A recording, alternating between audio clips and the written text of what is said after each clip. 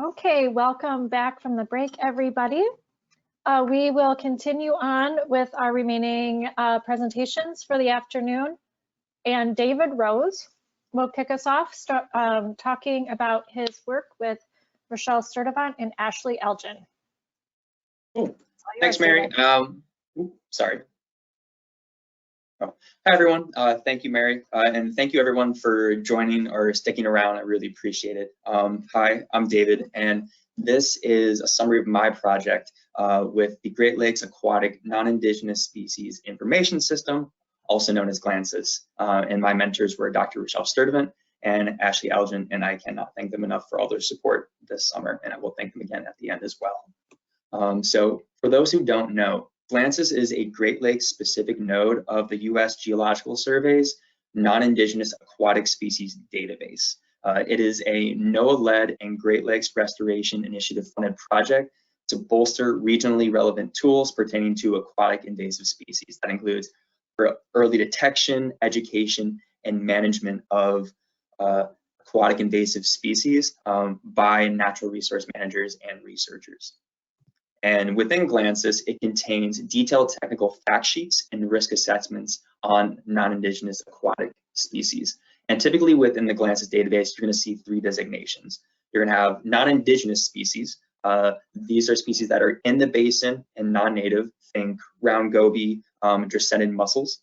You're going to see range expanders. They are native to a portion of the basin, but there is concern that they will move or expand the range to portions of the basin that are not native to them, such as the American eel, which is native to the St. Lawrence Seaway and Lake Ontario. There is concern that it's making its way into the rest of the basin. And then there are also watchlist species. Those are species not yet in the basin, but they're able to invade, whether that's through unauthorized intentional release, escape from recreational cultures, or just natural dispersal. And so that might be any non-native carp or hydrilla, Brazilian waterweed, and other species like those. And my role this summer was to conduct literature reviews on species in need of a formal designation and determine the initial listing of each species. And so for each species, I would conduct a literature review and then a three-part risk assessment if necessary. And those three parts would be, I'd look at the vectors of introduction, the likelihood of the species establishment in the basin below the normal high water mark, and also the potential impacts of the species if it were to establish in the basin. And then if the species didn't already have a species profile in NAS, I would create the initial species profile there. And so without further ado, here are the 8 species I looked at this summer. So the first is Gyrionages. It is a macrophyte native to South America. It's a congeneric species of Egeria elodia, Brazilian waterweed. And it is you're primarily going to see this in aquariums. It is widely available for sale, eBay, Amazon, Etsy. You can buy it for your aquarium. And so its primary pathways of introduction are going to be unauthorized intentional release or escape from recreational culture. And so the probability of if it were to escape from recreational culture, it's moderate. In its native range, it is a dominant macrophyte, and it will form monocultures, dense mats, and outcompete native species. However, its ability to overwinter is relatively unknown. So that would, if it is unable to overwinter, that would lessen its probability of establishment. And some of the potential impacts of this species, if it were to establish in the basin, would be that it would reduce native biodiversity and diminish water quality, specifically dissolved oxygen levels. But also we do look at the beneficial impacts of some of these species. And one of the beneficial impacts of Gyrionages is that it would increase habitat complexity, creating small microhabitats for larval fish and macroinvertebrates. And so this species was placed on the watch list, given that designation. And the next species was meadowsweet, Philippendula umaria. It's a cultivated ornamental. It is native to most of Europe and Western Asia. And if you've seen it, you've probably already seen it. It's already in the basin. It is in every single Great Lakes state. It's in most of New England, most of the eastern United States, in fact. However, it is currently not yet below the normal high water mark, which is kind of our litmus test for it being in the basin. And so its probable pathway of introduction is escape from recreational culture. The probability of establishment for the species is moderate. It is a relatively hardy species. It will grow in several types of substrate, pH levels, nutrient, soil levels, but it is not drought or shade tolerant, which could again prevent its establishment in certain areas. The potential impacts of the species, it will alter biodiversity of ecosystems into which it's introduced. It is a dominant macrophyte in its native range, and it can also reduce the growth rates and fecundity of native species, as well as alter predator-prey relationships. There was one study that noted that fireweed, which grew adjacent to meadowsweet, had lower growth rates, but was also less likely to be targeted by ungulates. And although it has all these negative potential impacts, some of the beneficial impacts are that it's a medicinal herb and has been used to treat heartburn, fever, and also has some use as a pain reliever, in addition to potential use treating Parkinson's and Alzheimer's. So next, and that species was added to the watch list as well. Third species, gray willow, Salix atracinerea. It's a woody riparian shrub native to Western Europe, specifically the Iberian Peninsula, and it's been introduced to the eastern United States, North Carolina, New York, and Massachusetts. The potential pathways of introduction for this species are natural dispersal and hitchhiking. The gray willow, it produces these seed pods with hundreds and hundreds of seeds, and when these seeds are released, they have these tiny parachutes that can carry the seeds, that allow the seeds to be carried on wind currents for miles.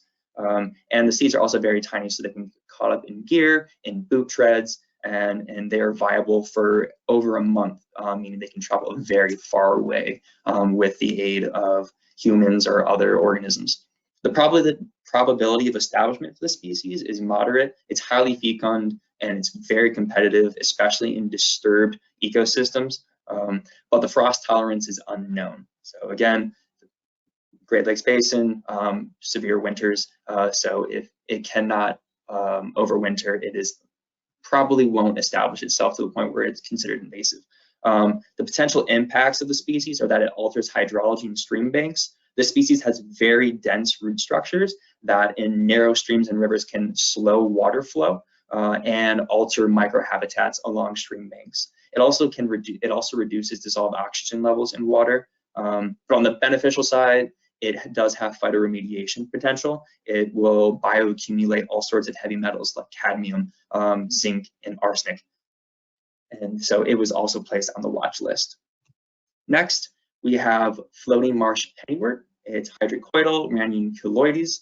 It is a floating macrophyte native to both North and South America, all the way from North and South America, like Colombia, Venezuela, all the way to Ohio, Pennsylvania, and New York. However, the true native range of the species is unknown.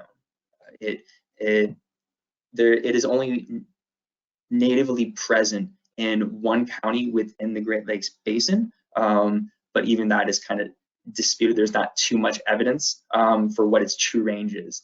However, it has been introduced to Western Europe, where it's considered highly invasive. The pathways of introduction for this species are through natural dispersal. The species reproduces vegetatively through fragmentation, and so it will break off from the parent plant and drift down water bodies and then replant itself elsewhere, and also through hitchhiking. The probability of establishment for this species is low. Yes, it's highly competitive. Yes, it grows up to 20 centimeters in a day. However, there are several control methods, both mechanical and chemical, to manage the species, albeit they are costly, but there are ways to control the species. Potential impacts: it degrades water quality, again, reducing dissolved oxygen levels to hypoxic or anoxic levels, and it can also alter macrophyte communities. alter macrophyte communities, macroinvertebrate communities, as well as waterfowl communities, decreasing overall species richness and the size of various waterfowl populations. And because the true native range of the species is unknown, it's currently been listed as cryptogenic and will be reviewed at a later date. And so I put these two species, Akebia crenata and Impatiens balfouri, together. These are because they are very similar in that they're upland plants native to Asia, and they're, again, sold through the ornamental trade, so they're likely to be introduced to the basin via their escape from recreational culture. However, neither of these species meet the aquatic criterion. Again, they do not grow, typically they will not grow or are very unlikely to grow below the normal high water mark of the Great Lakes Basin. So they don't meet the aquatic criterion, so they're not going to be listed in GLANSIS.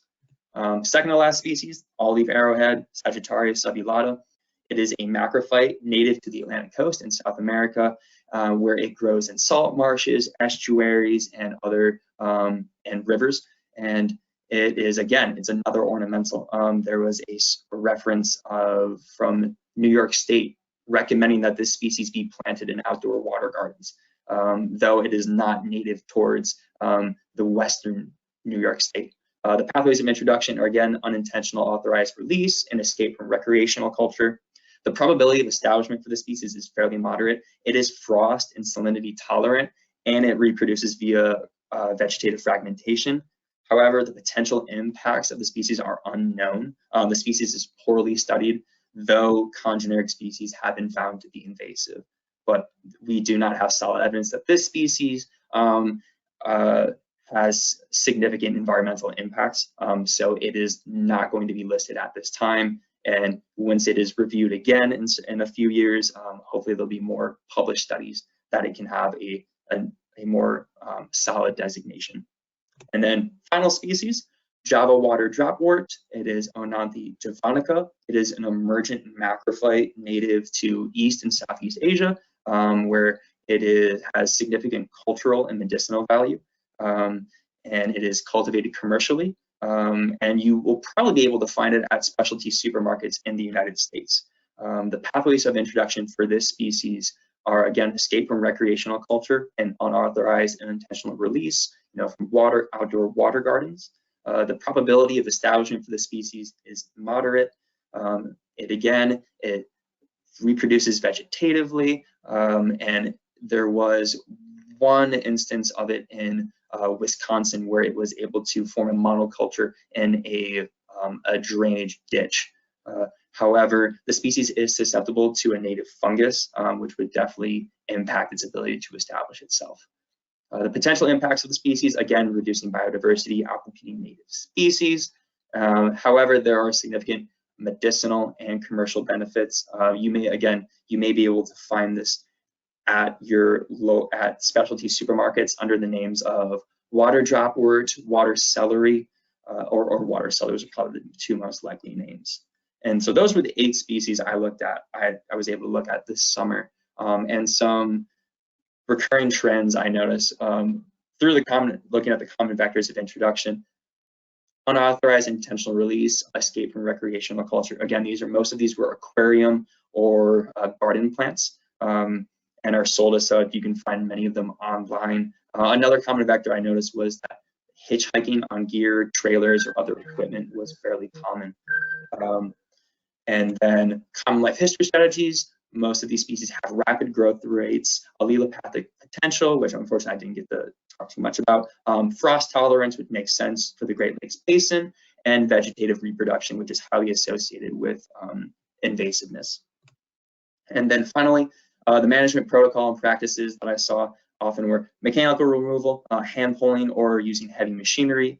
Also, herbicide application, most commonly glyphosate or amine 2,4,2,4-D. But with any invasive or potentially invasive species, early detection and eradication is key. The longer we wait, the more difficult and costly these species will be to remove. And so I want to say a big thank you to my mentors, Rochelle, Ashley, the entire GLANSIS team, El Lower, Austin Bartos, Doran Mason, Felix Martinez, Ed Rutherford, the folks at USNGS I was in contact with, Ian and Matt, as well as everyone at the Girl Sigler and Girl Fellowship Program. Thank you, Mary. Thank you, Michelle. And thank you, Aubrey. Everyone has been amazing this summer. And with that, I will take any questions. Thanks for a great presentation, David.